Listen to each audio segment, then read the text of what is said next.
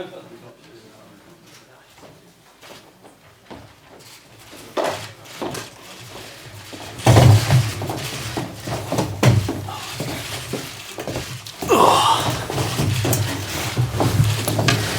afternoon. The manager and Victor Lindelof are here to take your questions on the game. If you'd like to put your hand up. Hi, Ole. Hi, What do you think it'll take to overcome a 2-0 deficit? And would that be one of the greatest achievements that United have done in Europe? Yeah, it's a difficult task, but we can do it. We need the first goal, and we need to stay in the game until, if there's half an hour left and there's only one goal in it, anything can happen. But we need a good plan. It needs to be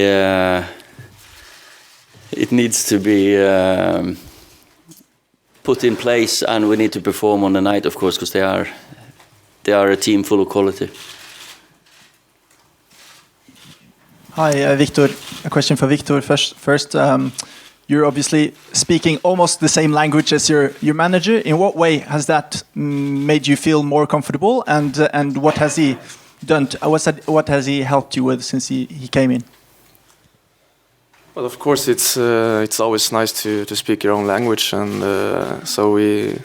I communicate with him in Swedish, and he speaks Norwegian to me. So it's always nice, and right from the start, he just been helping me, and he's just said to me that just play your game and do the things that you're good at, and he's been giving me a lot of confidence to do that, and I think that's helped me a lot. Sir Alex has traveled here with you with his experience from big European nights. Will he speak to the players before the match tomorrow? No, he won't. No. No. But how can you use the experience from your playing career with big European nights? For example, the Juventus match semi-final in 1999. How can you use that type of experiences to the players before? Of course, everyone knows that we can do it. We've done it, and the results in the Champions League the last few years as well have been. I don't want to call them strange, but they've been. Like last year, Juventus lost 3-0 at home against Real Madrid. Then suddenly they were 3-0 up after 90 minutes against Madrid away. The year before that, PSG against Barcelona. We all remember those results. So there's so many examples of teams that can change results like this. Us as a club, we've done it so many times. The players have been fantastic away from home.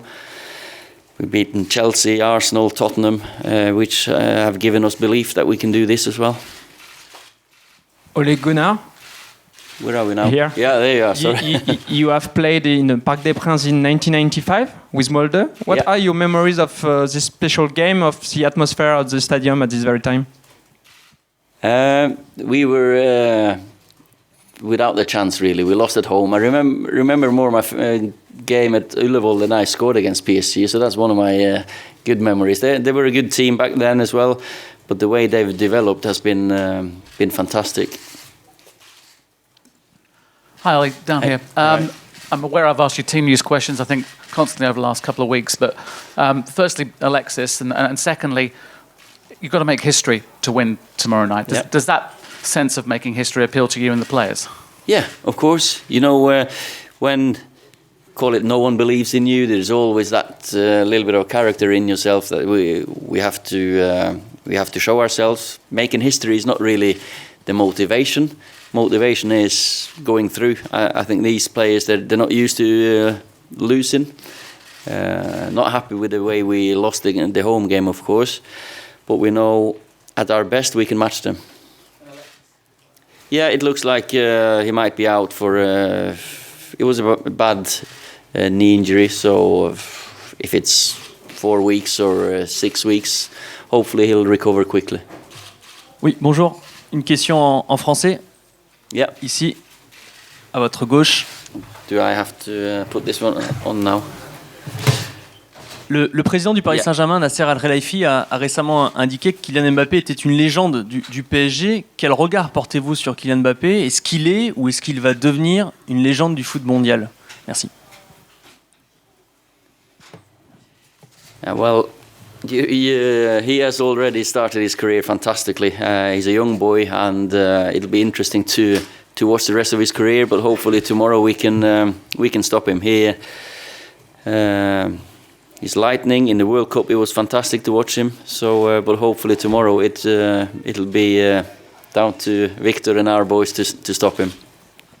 Hi Ole. Obviously you've got 10 absentees. How much of a challenge is that going to be tomorrow? And can you tell us a little bit about Brandon? A lot of us won't have been aware of him particularly. No, it's just one of those situations that that we've come into, that we've lost a few players. We'll cope with that. We'll have a good team out there. We didn't lose any the last game, so Alexis was the one that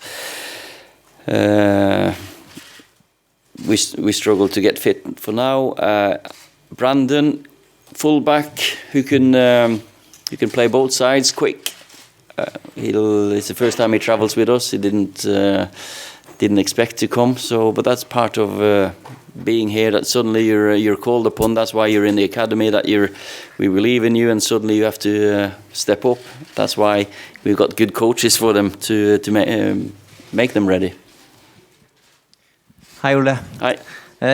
You obviously know the club inside out, but after these 3 months, how well do you feel you know the players, both in terms of their character and in terms of what they bring to the pitch? I learn more and more about them. Of course, when you win games, you learn things. When you lose games, you learn different things. Speak to them individually. You sit. We want to just develop our relationship. I want to help the club develop. I want to help the players develop, and that's the nice part of being a coach. That you work with human beings, and when you get to know them, you can give them a little bit of that insight that I've had throughout my career that I wish I knew 30 years ago. So now I can tell them what I wish that I did back then. Bonsoir, une question pour Solskjaer. Gafar Darwan pour la chaîne Coursade News. Vous avez arrivé dans une situation compliquée à Man United, mais les résultats sont vite pour Première Ligue. Mais qu'est-ce qui n'est pas marché contre le PSG? Est-ce que le temps très court pour la Ligue des Champions au PSG est très fort? Je vous remercie.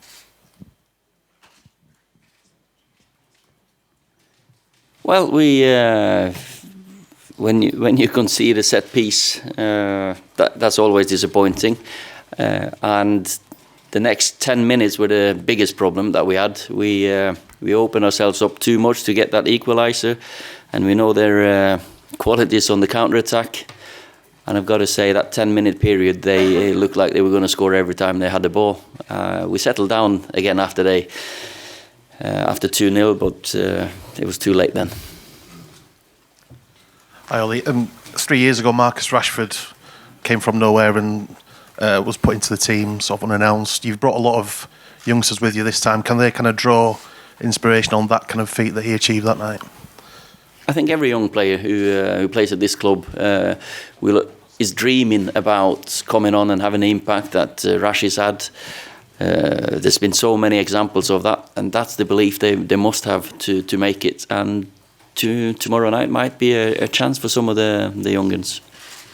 Oui, par là. Bonjour, Julien Froment de la Radio Europe 1 en face de vous. Vous avez énormément d'absents, quasiment 10 joueurs. Vous avez perdu 2-0 le match aller. Est-ce que ça ne ressemblerait pas à une mission impossible pour Manchester United demain soir au Parc des Princes? Merci. Never mission impossible. Of course, more difficult, but as I said here earlier, we've got to get the first goal. Then anything can happen. Football is it's a technical and tactical game, but it's also a mental game.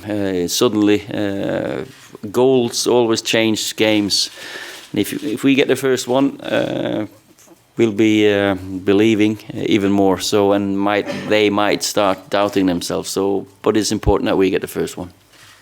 Victor, it feels like this season we're really seeing the best out of you at Manchester United. But I wonder what the experience is like coming up against someone like Kylian Mbappe. Is there anything you can do when he gets going? He seems unstoppable.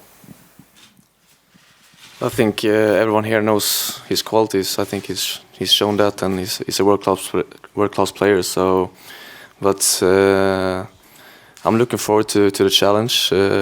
Like I said, he's a good player, and you just have to be alert and be ready for anything. And yeah. Ole, with so many injuries and the fact you're trailing 2-0 and no one really giving you a chance, do you agree that there's hardly any pressure on your players in that sense, that they can go out and play with freedom tomorrow because there is such little expectation on them, that all the pressure's on PSG in a sense? Yeah, you can say that because we're 2-0 down after a home game, but we'll never approach any game as a lost cause. Of course, we put up pressure on ourselves that we can do this, but I think the outside pressure is off. I think everyone expects us to go out and go out easily, but that doesn't happen with Man United and Man United players. So we're hurt. I think our pride was hurt last time when we played them. So we're going to see players that are going to give their all. And if we get 9 or 10 at least playing up to the top standards, we got a good chance. We can carry 1 or 2 maybe.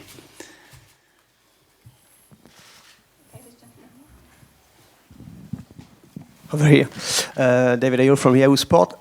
Regarding PSG position in the French League and Manchester United position in the Premier League, would you say it's an advantage, an asset for PSG because Manchester United has to focus on the Premier League too? No, tomorrow's doesn't concern the league position at all. Of course, we've been focused on our games in the league. They've been able to. They won the league already. So, but then again, we are playing good football. You have to be focused, concentrated all the time. We got players who are playing. They're at the top of the form. I think the form has improved all along in the season, and hopefully we can put that together tomorrow night with 10-11 players really hitting form, and they can, if they relax, and let's hope they underperform. Okay, last 2 questions, one there and one over there. Hi, Ole. Following the defeat to PSG, was that the unhappiest you've been with your players after that game? Because you felt maybe they let themselves down? I've got to say I was disappointed, yeah. Unhappy is not a word, but I was disappointed. I thought, at half-time, 0-0, with the injuries we had, we spoke about still keeping a clean sheet, because that's going to be important and vital. Then I was disappointed in the way we conceded the goals. Should not be conceding set pieces easily as we did, and the next 10 minutes where we looked all over the place. So, but the reaction has been really good after. We went to Chelsea, won that game. We not conceded against them. We didn't concede against Liverpool, so we know we're capable of keeping clean sheets. Okay, last question. Bonjour. Quand vous avez revu le match contre le match aller, est-ce que vous avez analysé les erreurs que vous avez faites et qu'il ne faudra pas refaire demain? Est-ce que c'est juste cette histoire de concentration là pendant ces 10 minutes ou est-ce qu'il y a d'autres choses qu'il va falloir éviter? Yeah, we do analyze games, and of course it's easy in hindsight. It's the easiest thing in the world to sit in the stands and sit and analyze a game of football after. We should have done this, we should have done that. In the heat of the moment, we made a couple of mistakes, and at this level, when you make small mistakes, you get punished because you play against top class players. Sometimes you get away with it in the Premier League. You don't in the Champions League when you get to the latter stages. Okay, thank you. Okay, thank you. Thought we'd get a question from Wes. Thought you were going to have one, Wes. Answer to how to stop him.